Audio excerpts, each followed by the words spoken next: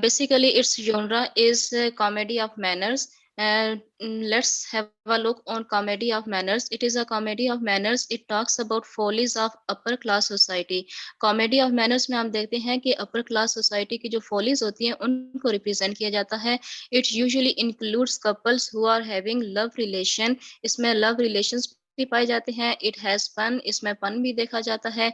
There is frequent shift from town to village and village to town. इसमें हम देखेंगे lady टीजल का character जो विलेज से टाउन की तरफ वो मूव करती है, उसका शिफ्ट होता है. There is a confusion of similar faces, names, situations of love relations. So this is basically a comic satire on the upper class society. Introduction of playwright Richard Brinsley Butler Sheridan was born on 1751 and he died on 1816. He was an Irish satirist, a playwright, poet, and long-time owner of the London Theatre Royal Drury Lane. He is known for his plays such as The Rivals, The School for Scandal, The Duna, and The Trap to Scarborough. He was also a Whig MP for 32 years in the British House of Commons for Stafford. Timeline of his Whig MP is 1780 to 1806, Westminster 1806 to 1807, and Ilchester 1807 to 1812. He is buried at Poets' Corner also. He is buried like Shakespeare as well as Chaucer in Westminster Corner. Intro of play is that the School for Scandal was first performed in London at Drury Lane Theatre in May 1777. The play has been revived numerous times since. John Gielgud played Charles Surface. Charles Surface का character हम इस play में देखेंगे, वो play करते हैं John गिलगेड. Played Charles Surface at the Queen's Theatre in 1937. Next, the characters of this play are Lady Teazle. She is young, pretty, headstrong, and intelligent. Lady Teazle is the young wife of Sir Peter Teazle. ये किसकी wife होती है?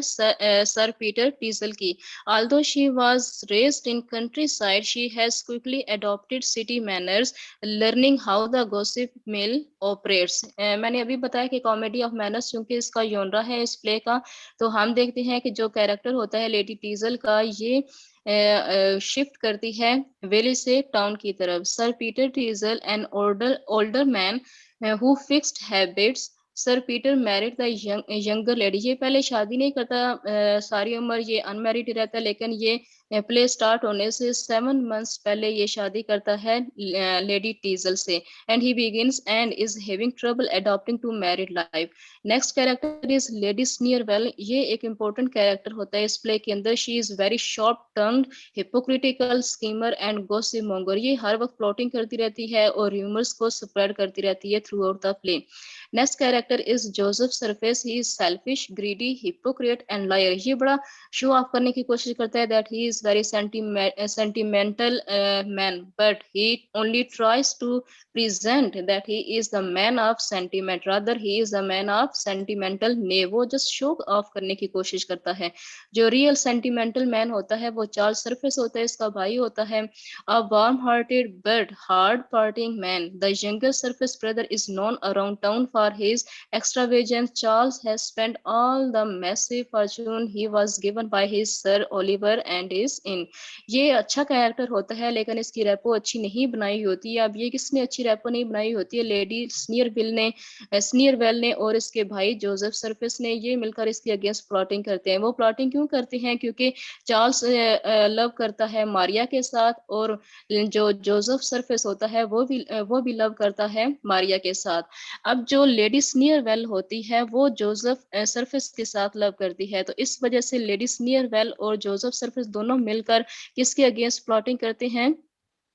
Charles surface के against और मारिया के against. Next character is sir Oliver Joseph. He is the wealthy uncle of Joseph and Charles surface.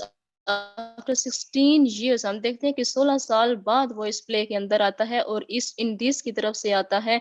Sir Oliver returns to London to pick one of his nephews as an heir to. अब वो आता है वापस, इसलिए वापस आता है कि वो देखेगा कि कौन अपने दोनों भतीजों में से कौन उसका ज्यादा अच्छा भतीजा है। क्या जोसेफ सरफेस अच्छा है या चार्ल्स सरफेस है? इन दोनों में से कौन कैपेबल है, उसकी ज्यादा जो वेल्थ होती है उसका हकदार कौन होगा?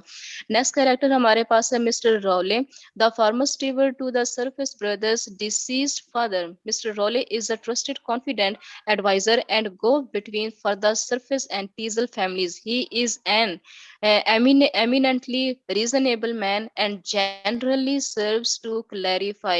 अब ये एंड पर क्या करेगा, ये स्नेक के साथ मिलकर सारी स्टोरी को क्लियर करने की कोशिश करेगा जो प्लॉटिंग की होती है लेडी स्नीयरवेल ने। जोसेफ सरफेस ने किसके अगेंस्ट अगेंस्ट की होती है? चार्ल्स सरफेस और मारिया के अगेंस्ट की होती है। मारिया जो हमारे पास कैरेक्टर है, शी इज वेरी रिसेंट है, orphan young women. Maria is the word. अब ये ले पालक होती है किसकी? सर पीटर की। And this heir is to his fortune, she is in love with Charles Surface but is also being courted by Joseph Surface. And next character हमारे पास जो है वो स्नेक का कैरेक्टर है। He is an amoral opportunist. Snake is paid by lady Sneerwell. अच्छा, lady स्नीयरवेल इसको पे करती है कि तुम जाओ और सारी की सारी ये जो स्टोरीज है, ये जो गॉसिप्स है, उनको फॉल्सली तुम स्प्रेड कर दो। और फिर वो ऐसे फोर्ज इनक्रिमिनेट लेटर्स के जरिए फॉल्स जो र्यूमर्स होती हैं उनको स्प्रेड करने की कोशिश करता है। अच्छा, नेक्स्ट हमारे पास हम देख लेते हैं कि इसके थीम्स क्या हैं। The school for scandal, the school of scandal में जो थीम्स हैं वो कंसीलमेंट एंड एक्सपोयर के, यानी कि जो कैरेक्टर्स अपने आप को कंसील करने की कोशिश करते हैं। हमने देखा कि चार्ल्स जो है वो अपने आप को कंसील कैसे करता है। वो इनवर्डली वार्म हार्टेड होता है, काइंड हार्टेड होता है, अच्छा इंसान होता है, लेकिन उसकी रेपो अच्छी नहीं बनी होती। लेकिन उसके बरस जो जोसेफ होता है, जोसेफ सरफेस, वो अच्छा नहीं होता, वो अपने आप को कंसील करने की कोशिश करता है and he tries to present himself as kind hearted but inwardly he is not। तो वो भी एंड पर एक्सपोजर उसका हो जाता है। The school for scandal explores how people hide and are exposed both literally and figuratively. Next है lady Sneerwell के कैरेक्टर के थ्रू हम देखते हैं कि कितनी ज्यादा वो र्यूमर्स क्रिएट करने की कोशिश करती है, विट पाया जाता है एंड क्रुअल्टी होती है। The man of sentiment. अब ये देखते हैं कि शो कौन करता है? जोसेफ सरफेस शो करता है कि वो मैन ऑफ सेंटिमेंट होता है, बल्कि दर हकीकत कौन मैन ऑफ सेंटिमेंट होता है? Charles surface. नेक्स्ट हमारे पास कैरेक्टर्स आते हैं जो जोसेफ सरफेस और सर ओलिवर, उनके कैरेक्टर्स के थ्रू हमें पता चलता है फैमिली, ऑनर एंड मनी। अच्छा, जो चार्ल्स सरफेस होता है उसको मनी नहीं चाहिए होती है और जो जोसेफ होता है उसको मनी चाहिए होती है, इसी वजह से वो मनी की खातिर मारिया से शादी करना चाह रहा होता है। लेकिन जो सर ओलिवर होता है वो दोनों को कैसे देखने की कोशिश करता है कि इन दोनों में से कौन अच्छा है। वो भेस बदल कर जाता है, वो मिस्टर प्रीमियम बनकर जाता है चार्ल्स सरफेस के पास और मिस्टर स्टैनली बनकर जाता है जोसेफ सरफेस के पास। तो उन दोनों को फिर वो जज कर लेता है। फिर एंड पर जो इस आजमाइश में कौन अच्छा निकलता है? Charles surface. तो वो फिर अपनी प्रॉपर्टी चार्ल्स सरफेस के नाम कर देता है। नेक्स्ट हम देखते हैं कि इस प्ले में कन्फ्लिक्ट क्या है। The conflict of school for scandal involves the story of how Joseph and Lady Sneerwell each try to lie their way to getting what they want, while its parallel plot is how Sir Oliver attempts to discover the truth about his nephews। अब वो फिर वो भी इनके against plot करने की कोशिश करता है, मीन वो भेस बदल कर देखने की कोशिश करता है कि इन दोनों में से कौन हकदार है उसकी प्रॉपर्टी का। तो वो फिर ऐसे मिस्टर प्रीमियर और मिस्टर स्टैनली बनकर इन दोनों की तरफ जाता है। नेक्स्ट है सिग्निफिकेंस ऑफ टाइटल। देखें अब किस प्ले का नाम स्कूल फॉर स्कैंडल्स क्यों रखा गया? स्कैंडल्स यानी कि र्यूमर्स, किसी के बारे में झूठी बातें या मन गढ़ बातें बयान कर देना। दर हकीकत इंसान ऐसा होता नहीं है, लेकिन उसको ऐसा बनाकर पेश किया जाना। The title relates to the popularity of malicious scandal and gossip in 18th century London upper class salons. Salons में वहां पर मीटिंग हुआ करती थी 18th सेंचुरी में। कहाँ पर? लंदन में। तो वहां पर लोग ऐसे अपर क्लास जो सोसाइटी होती थी आपस में बैठकर एक दूसरे के अगेंस्ट ऐसे प्लॉटिंग किया करते थे और उनकी जो डिस्कशन होती थी बड़ी मैलिशियस टाइप की हुआ करती थी। These salons were highly cultured and insular environments in which wit and complex mannerisms were learned as it taught in a school। तो ऐसा लगता था कि जैसे उनका कह लीजिए कि एक रिस्पॉन्सिबिलिटी के तौर पर वो बैठकर इन बातों को डिस्कस किया करते थे। नेक्स्ट कंक्लूजन की तरफ जाते हैं। The ironical style of Sheridan's comedy of manners is reinforced by the names that he assigns his characters. अब वो देखिए रिचर्डसन जो है वो उनको नेम्स भी ऐसे देता है। जैसे स्नेक का कैरेक्टर है लेडी स्नीयरवेल का सर्वेंट होता है स्नेक। स्नेक आप देखें अगर पैराडाइज लॉस्ट में अगर हम स्नेक का कैरेक्टर देखें वहां पर सर्पेंट का तो कितना क्लेवर टाइप का होता है। तो ऐसे ही यहाँ पर वो अपनी जो क्लेवरनेस उसकी होती है वो शो करने की कोशिश करता है, वो र्यूमर्स क्रिएट करने की कोशिश करता है, लेकिन at the end of the play वही वो सारे मामलात को ठीक करता है।